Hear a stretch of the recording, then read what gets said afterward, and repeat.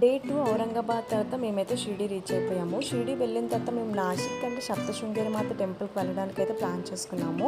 ఇంకా పైన టెంపుల్ దగ్గరికి వెళ్ళడానికి స్టెప్స్ లేదా రోప్వే అయితే ఉంది. మేమైతే రోప్వేలో పైకి అయితే వెళ్ళిపోయాము.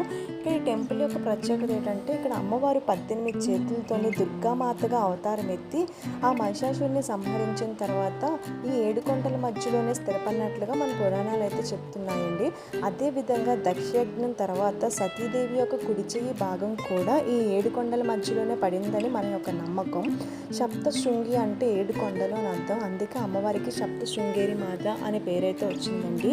ఇది నాసిక్కి 60-65 కిలోమీటర్స్లో ఈ టెంపుల్ అయితే ఉంటుంది.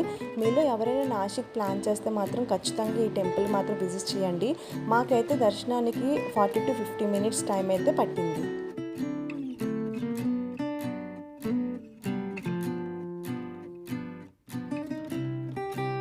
డే 2 ఔరంగాబాద్ తర్వాత మేమైతే షిరిడి రీచ్ అయిపోయాము. షిరిడి వెళ్ళిన తర్వాత మేము నాసిక్ అంటే సప్తశృంగేరి మాత టెంపుల్కి వెళ్ళడానికి అయితే ప్లాన్ చేసుకున్నాము.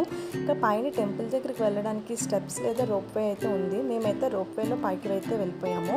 ఇంకా ఈ టెంపుల్ యొక్క ప్రత్యేకత ఏంటంటే ఇక్కడ అమ్మవారు 18 చేతులతోని దుర్గామాతగా అవతారం ఎత్తి ఆ మహిషాసురుని సంహరించిన తర్వాత ఈ 7 కొండల మధ్యలోనే స్థిరపడినట్లుగా మన పురాణాలు అయితే చెప్తున్నాయండి. అదేవిధంగా దక్షయజ్ఞం తర్వాత సతీదేవి యొక్క కుడి చెయ్యి భాగం కూడా ఈ 7 కొండల మధ్యలోనే పడిందని మన యొక్క నమ్మకం.